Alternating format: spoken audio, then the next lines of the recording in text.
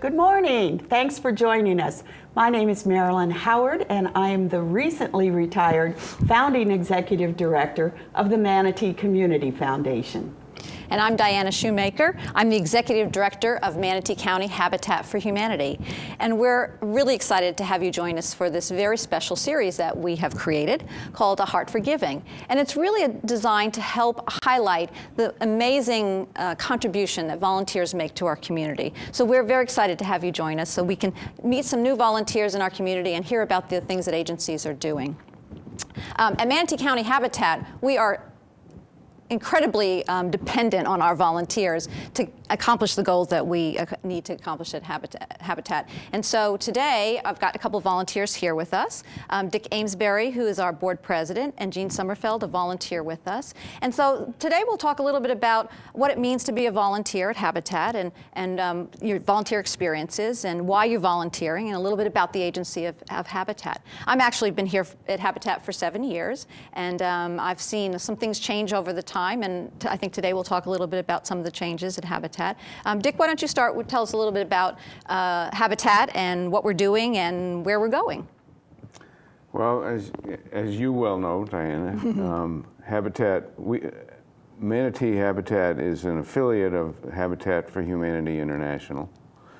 We share the same mission and vision, which in a nutshell is to improve the quality of life for the citizens of Manatee County through the providing people an opportunity to own affordable, decent, sustainable housing. And we do that by building new homes, by rehabilitating homes, and by providing upgrading homes if they should need a new roof or need a paint job or whatever else may be the need of the homeowner. We have recently completed a neighborhood in Ellington called Hope Landing, and we are currently building several homes in Palmetto, and we are soon to begin work in Bradenton. We own 5 pieces of property and have our eye on several more pieces of property in the area adjacent to the Village of the Arts. And once again, with the objective of providing decent, affordable, sustainable housing for folks that might otherwise not be able to own their own home. Right, right. You know, one of the things that I think people most admire about the Habitat model is the fact that the people selected to receive a Habitat home have to put something into it themselves, sweat equity into the project.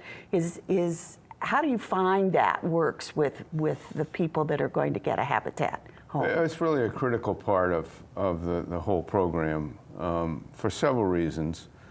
Clearly, they learn. The people who put in the sweat equity hours get to know the people who've built their home, get to see their home built. They learn a little bit about one of the elements of home ownership, which is how the house is constructed and how it needs to be maintained. They get to meet their fellow homeowners, and clearly they have a greater sense of ownership for having put in sweat equity hours. And you can imagine these folks finding 500 hours of time to put into the construction of their home is not easy when they have 1 or 2 jobs and have a family and maybe a single mom or maybe a single parent. The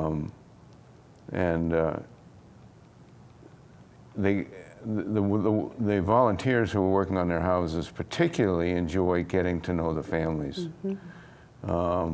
We've got a veteran that we're just about to have completed a house for, and he's gone beyond his initial requirement for sweat equity hours by about an additional 100 hours because he enjoys the work and enjoys the people. So it speaks to the importance of the sweat equity component of what they contribute to their home.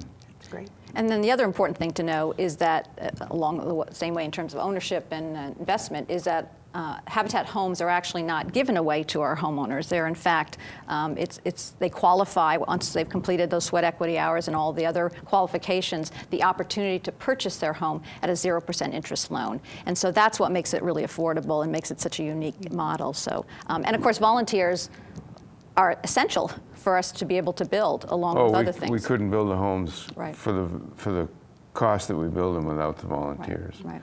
But one of the components of Habitat that I think is really critical and valuable, that is not quite so visible as a home, which is a structure that's clearly visible to the general public, is our Family Services Organization.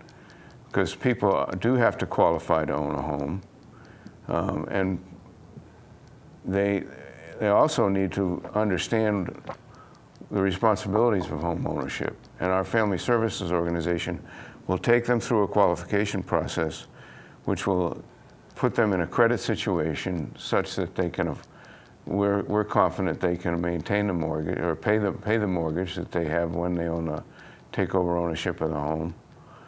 And they learn about the responsibilities of home ownership. If you've always been living in rental property, the concept of escrow insurance and escrow taxes is new to you. And some of these folks have some debt issues when they first apply for a house, and we help them clear up their debt issues and get their finances in a more stable state. And that's behind the scenes, if you will, but really a critical part of what we do for Habitat homeowners. And we have volunteers who participate. There's another example of ways that volunteers participate in Habitat is actually have volunteers on that committee who actually go and visit the families in their homes when they're qualifying, and help them as mentors on the job site as they're learning to to build their home and be to purchase a home and be a homeowner basically. So Jean Sommerfeld is one of our volunteers on the job site, and Jean, I wanted to talk a little bit about what's it like to be a volunteer at Habitat? Why Habitat?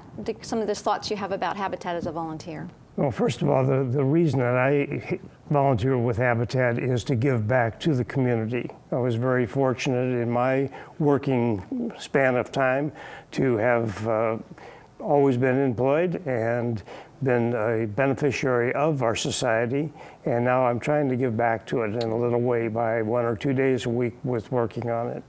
And it came about in a funny way because I retired.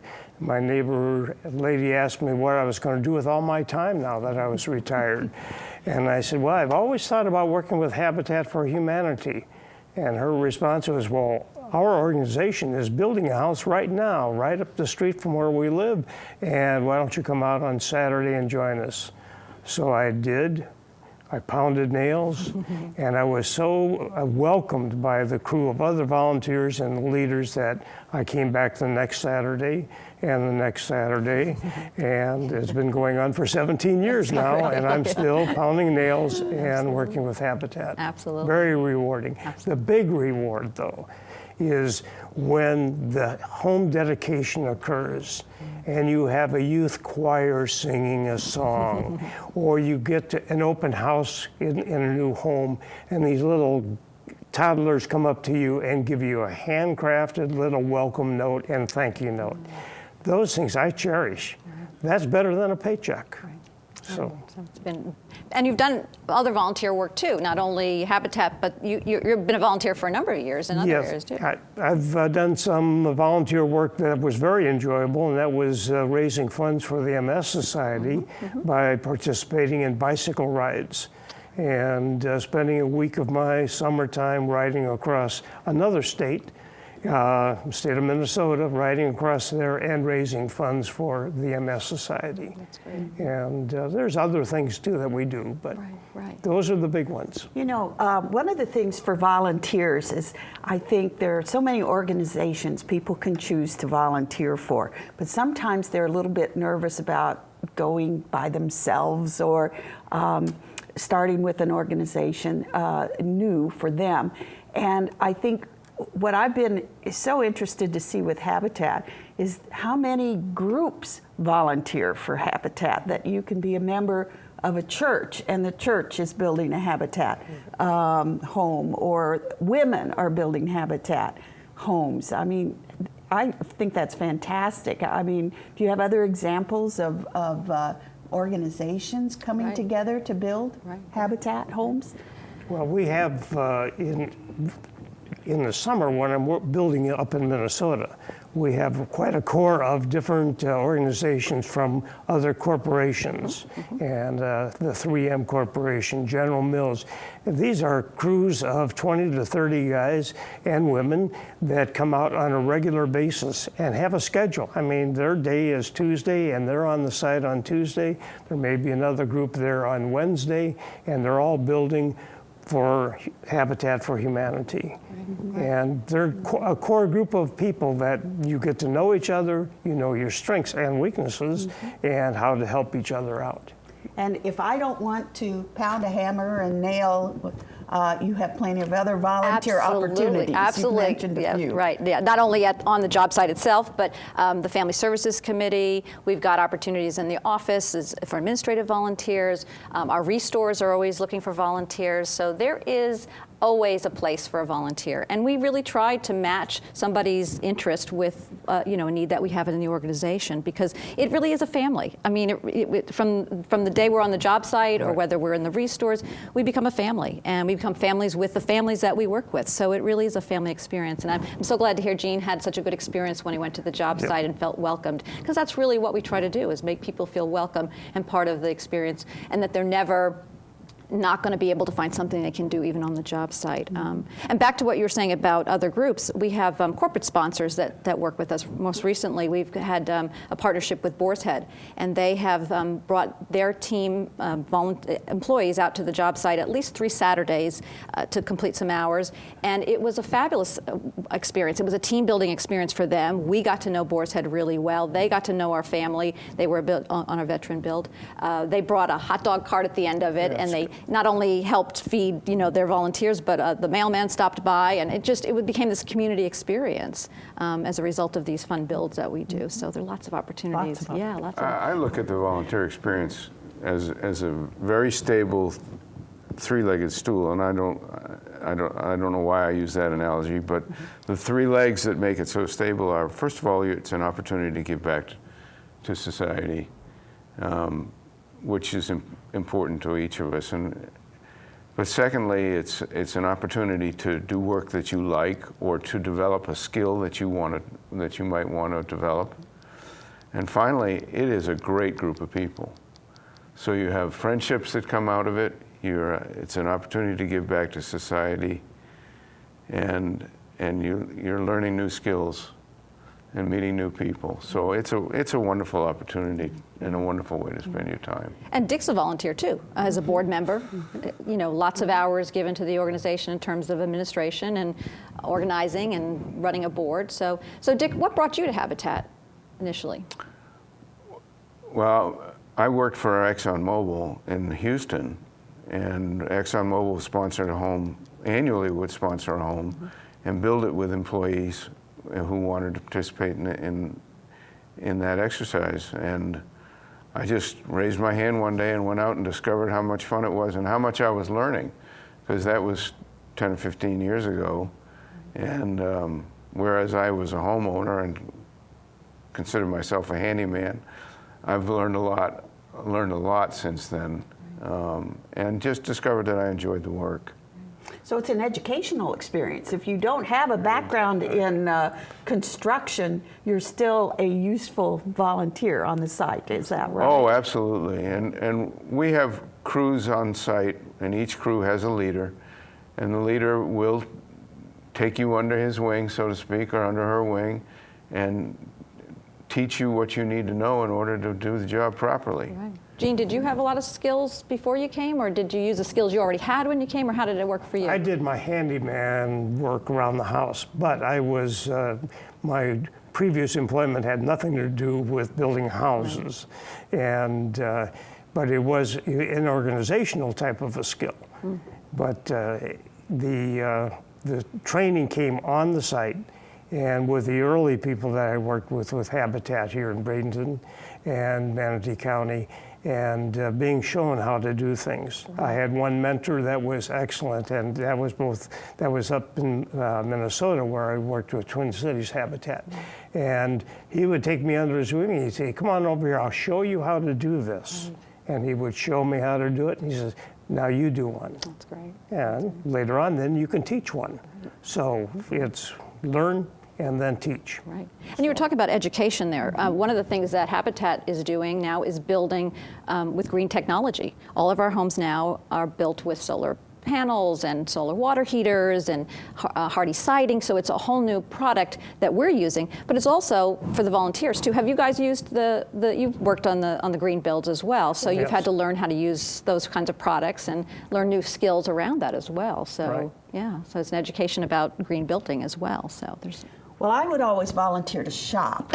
So in case there's anyone out in the audience that's not familiar with the Restores. There you go, there you go. Here's an opportunity. Let people know how many Restores you have and what you can find in those stores, and importantly too, how you can donate. Right, good point. We have two Restores, one on Hardin Avenue and one in Cortez and 43rd. And the Restores are really the place where we encourage donors to give us items, which we then sell to the public at a reduced cost. And those, the sales from those Restores help offset our administrative costs so that we can put all of our donor dollars into building homes. And there's lots of things at the Restore. Dick, why don't you talk a little bit about what's at the Restore, what you've seen at the Restore? A little bit of everything. Well, the Restores, as Diana mentioned, are an important source of revenue for us to cover our administrative costs.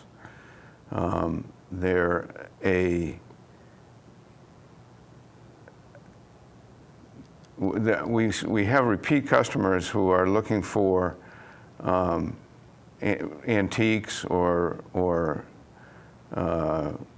usable items in a second home, or they may be a new resident in Florida and looking for some lower price furniture to get started with.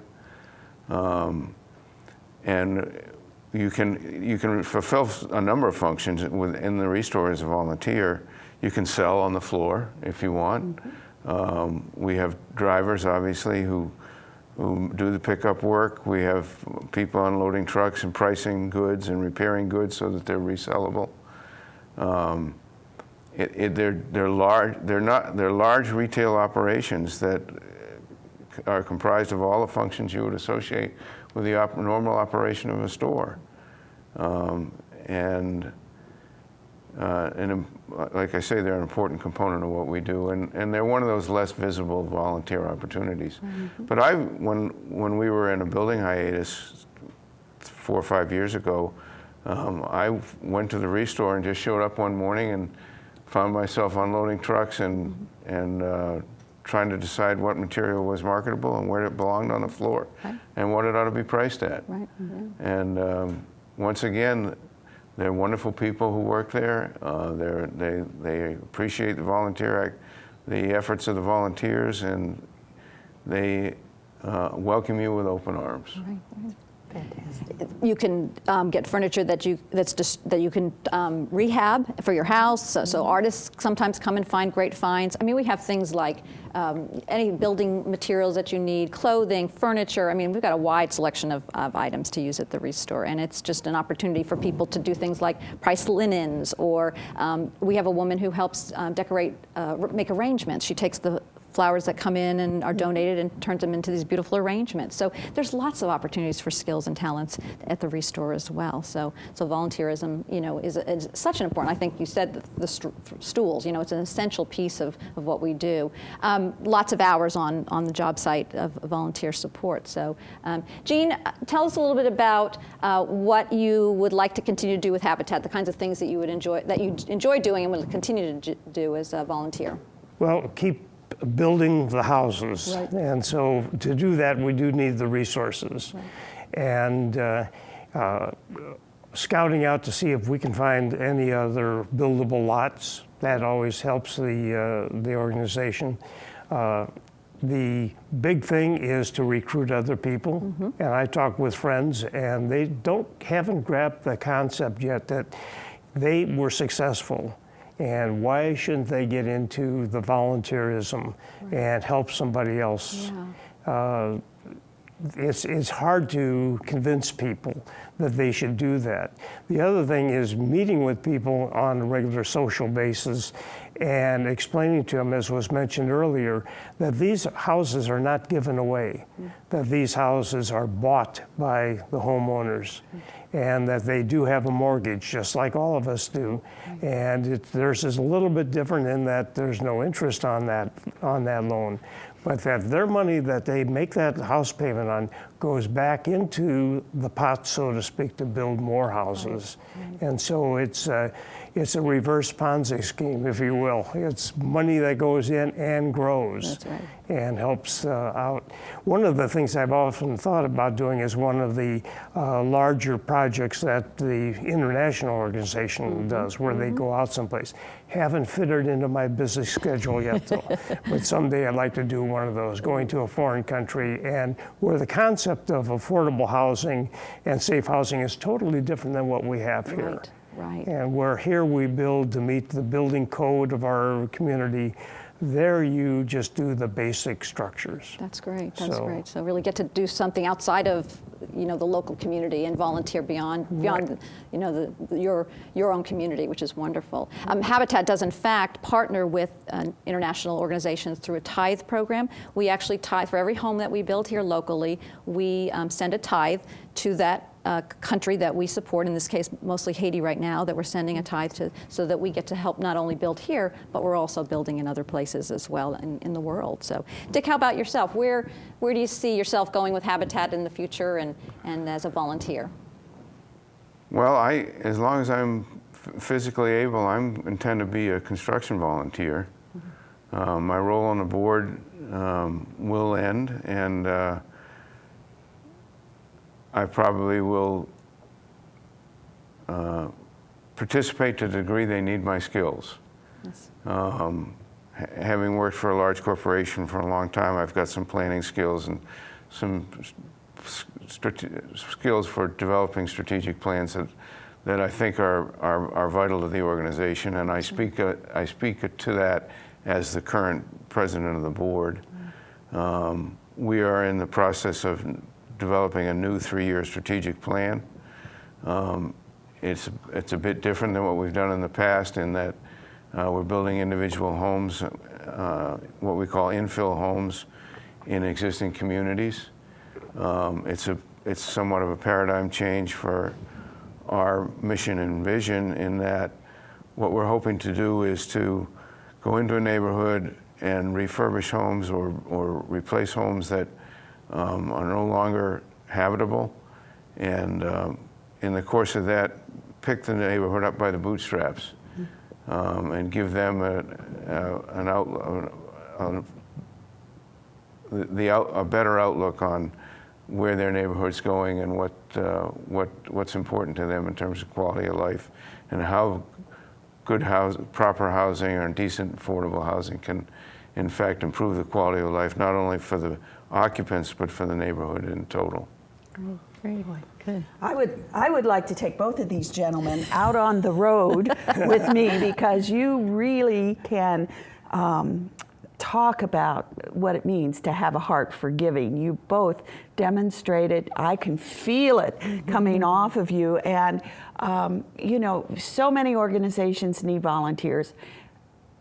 You do so much good by volunteering, but you get a lot back by volunteering. Absolutely. Absolutely. And I think it's a wonderful thing when you can share your talents and your personalities with these organizations that really provide the services that are needed in this community. So, my goodness, you have a couple of wonderful volunteers at Habitat. Yes, we have hundreds of wonderful volunteers, just They're like. all wonderful. Yeah, that's They're right. all- Really, they really are, and we just couldn't do it without them. So, any last thoughts about volunteerism? Any last thing you want to say? Encourage people to volunteer, especially at Habitat. What would you say to them to come and join us?